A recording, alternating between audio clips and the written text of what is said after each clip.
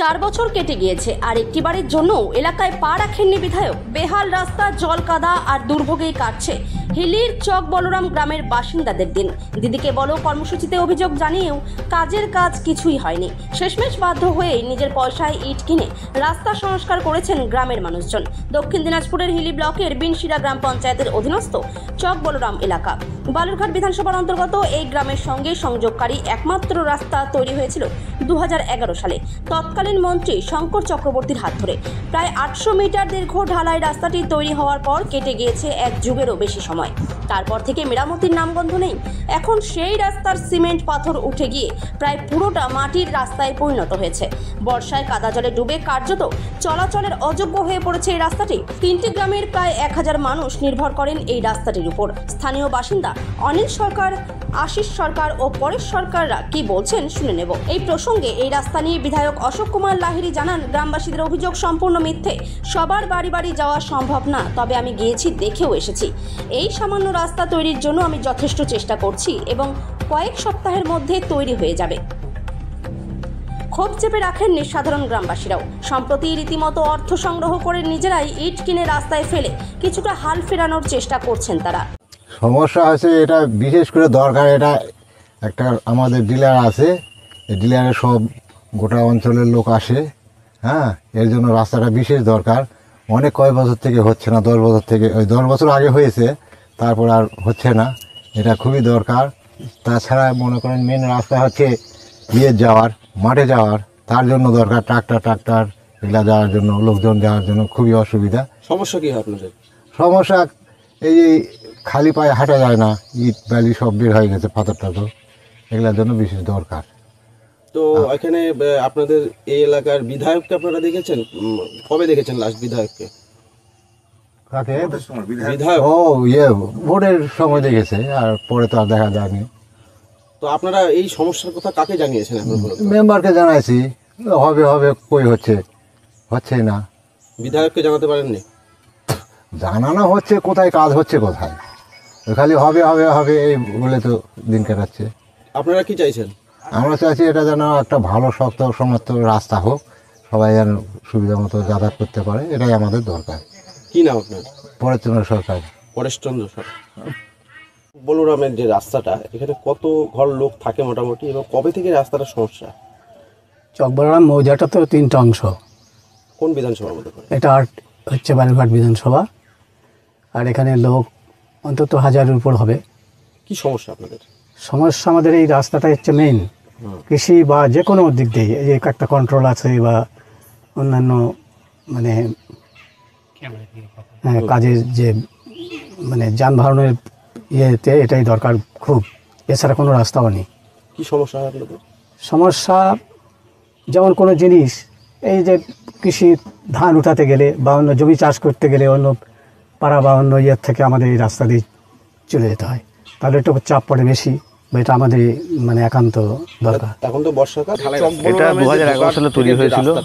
কতখানি রাস্তা এবং এটা মোটামুটি রাস্তা, এটা 2011 সালে তৈরি হয়েছিল 900 মিটার। এটা মোটামুটি রাস্তার দীর্ঘটা হচ্ছে 800 থেকে 900 মিটার। রাস্তা তৈরি হওয়ার কিছুদিন পর থেকেই রাস্তাটা খারাপ হতে শুরু করে। এখন একেবারে বেহাল অবস্থা। রাস্তা তৈরি হওয়ার কিছুদিন পর থেকেই রাস্তাটা খারাপ হতে শুরু করে, আর এখন একেবারে বেহাল অবস্থা, সংকীর্ণ হয়ে গেছে। দুটো পুকুর আছে পাশাপাশি, পুকুর দুটো ভেঙে গিয়ে আরো অবস্থা খারাপ হয়ে গেছে, রাস্তা সংকীর্ণ হয়ে গেছে। যে কোনো মুহূর্তে রাস্তাগুলো ভেঙে যাচ্ছে, সেটার একটা সমস্যা। তাতে যানবাহন চলাচল, এখানে একটা রেশন দোকান আছে, রেশন দোকানে যে মালপত্র নিয়ে যাওয়া হবে সেটার একটা সমস্যা তৈরি হচ্ছে। কোথায় জানিয়েছেন? কবে থেকে ব্লক এটা মোটামুটি 10 বছর হবে সমস্যা। ব্লক স্তরে আমি জানিয়েছি, আমি ব্যক্তিগতভাবে জানিয়েছি। ব্লক স্তরে জানানো হয়েছে, লিখিতভাবে জানানো হয়নি। ব্লক স্তরে আমি জানিয়েছি, আমি ব্যক্তিগতভাবে জানিয়েছি। ব্লক স্তরে পঞ্চায়েত মেম্বারকে জানানো হয়েছে, লোকও এসেছিল এখানে ইনকোয়ারির জন্য। এবং দিদিকে বলতে আমি একবার ফোন করে জানিয়েছিলাম, তার জন্য বিডিও অফিস থেকে লোকও এসেছিল এখানে ইনকোয়ারির জন্য, কিন্তু তারপরে আর কিছু হয়নি। এটা আমরা পাড়ার যে লোকজন আছি তারা সবাই মিলে রাস্তাটা যাতে মোটামুটি একটা চলনযোগ্য হয়, এটা আমরা পাড়ার যে লোকজন। আপনাদের রাস্তা ছিল সেটা বোঝা যাচ্ছে না।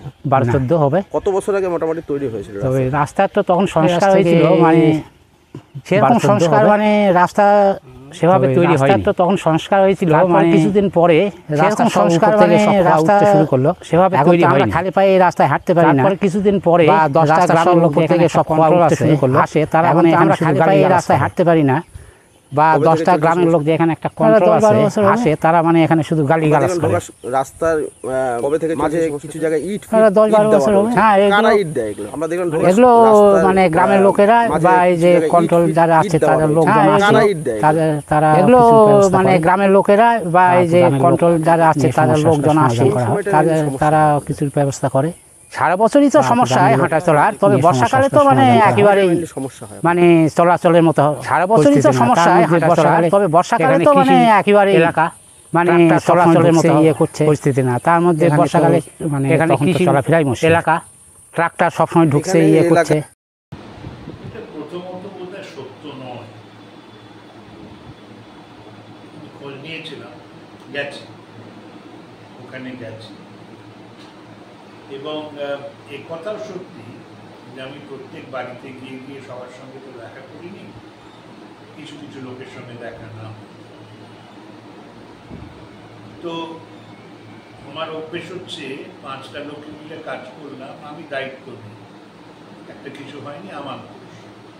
কিন্তু একটু পরখ করে যদি দেখে, গ্রামীণ রাস্তা বিধায়ক তৈরি করে, গ্রামীণ রাস্তা তৈরি করে পঞ্চায়েত বিভাগ তৈরি করেছে। আমার প্রথম প্রশ্ন হচ্ছে, একটা কংক্রিটের রাস্তা সেটা তো 10 বছর 15 বছরে কিছু হওয়া উচিত নয়। আপনি যে বাড়ির বানান রাস্তা, বাড়ির মেঝে বানান, তাতে সিমেন্ট উঠে পাথর বেরিয়ে যায় না।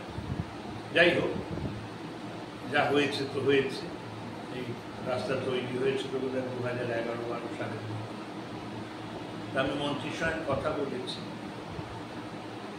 তো মন্ত্রী বললেন যে উনি যদি রসদ জোগাড় করতে পারে করে দেবেন। আমি চিঠিও লিখছি, আশা করি কাজটা হবে। এই প্রসঙ্গে আরেকটা কথা জোর করে সব প্রশাসনিক দপ্তরে বলছি যে দয়া করে যখন গ্রামীণ রাস্তা বানান, সেই গ্রামীণ রাস্তা কোনো পুকুর, খাল, জলাশয়, নদীর পাশ দিয়ে যদি যায়, তাহলে ওখানে বাঁশের গার্ডরেল বানিয়ে ওইটাকে পোক্ত করুন, নাহলে যখন বৃষ্টি হবে জল ভরে যাবে জলাশয়ে, রাস্তার পার ভেঙে যাবে, রাস্তা ভেঙে যাবে। এইটুকুই বলা যাচ্ছে। Thank you.